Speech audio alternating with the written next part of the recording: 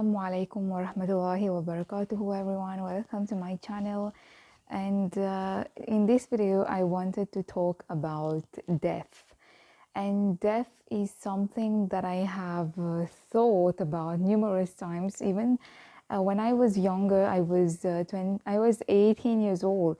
So I live near the cemetery in my village, and I have seen people kind of being buried numerous times. It's like the cemetery is just on the main road, so it's very, very near the road. If you're walking by, the walls are quite low, so you can see what's going on inside. And there was one time when there was a funeral actually of a young girl of my age. At that time I was 18 years old, so she was probably 18 years old or around that age. So she and her mother had met with an accident in some town on a bus station, and they had met with an accident, and unfortunately they didn't survive. So I remember, like, on that day I saw the funeral happening in front of my own eyes. I was actually in the car going downtown, and as we passed by the cemetery, the Khabristan, as we say in Arabic or Urdu, I could see that happening. And in numerous times I have seen that, and my own grandmother died this year during the lockdown period. It was my first probably experiencing the death of a close person in my life, so closely. I participated in some ways, and I even participated in giving her the ghusl,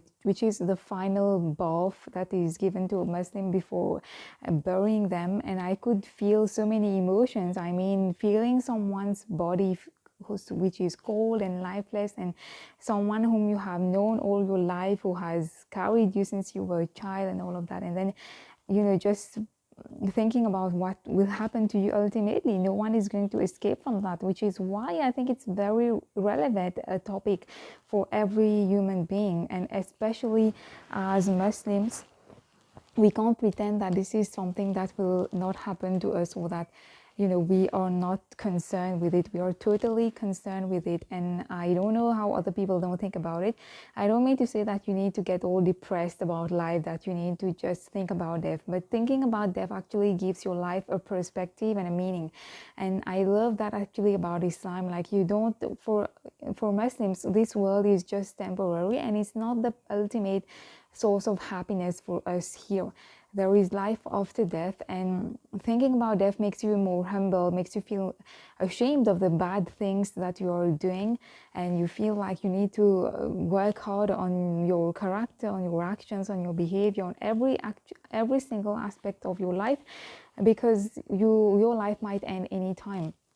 And also, I have thought about death numerous times, especially when going through difficulties. Sometimes you're in such a dark place that you ask Allah to give you death. And I know that you're not supposed to do that, but sometimes we just feel like we cannot go on, so we feel like maybe death is better.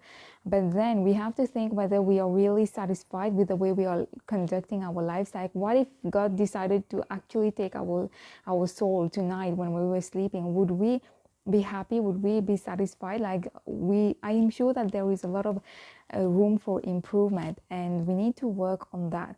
So what really, I love the concept of reflecting about life and death, because when you think of it, I'm sure you have been to funerals, and if you haven't been, then you should be going to funerals, because this is reality.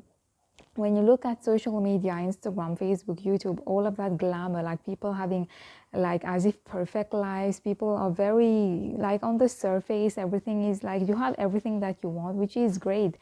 Not like there is nothing wrong in that, but the ultimate truth is that no matter who you are, where you are, what's your situation, no matter how rich you are, how poor you are, you might be a billionaire and have lots of fancy cars, jewelry, like property, etc., but you are going to die, and you're not going to take anything with you. So just see the wisdom of Allah, of God. God is so intelligent. Like, he He gives you a period of time, like you are allowed to enjoy as much as you want, like do whatever you want, even if you don't want to believe in God, even if you die an atheist or agnostic. But no one can debate the fact that you are not going to take a single coin or anything. Actually, you're not going to take anything of these material possessions that you have, that you are so, you're clinging to them, you're proud of them, you're showing off all of that, but you're not going to take anything. And not only you're not going to take anything, but all these people who are in your life, like you will be dying alone. Like there will be totally no one, only you and God and your actions. And yeah, I think that's a major, that just makes you reflect and think. I don't understand why people don't think.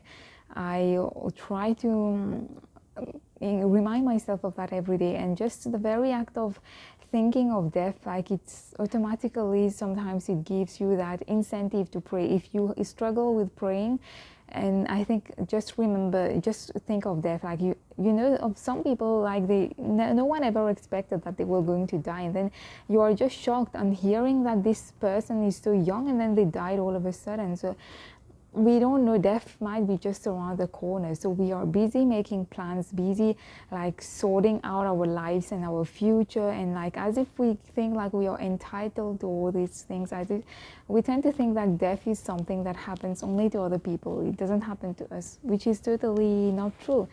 And yeah, I always say that Islam has given my life structure and meaning and direction, which I was lacking before that.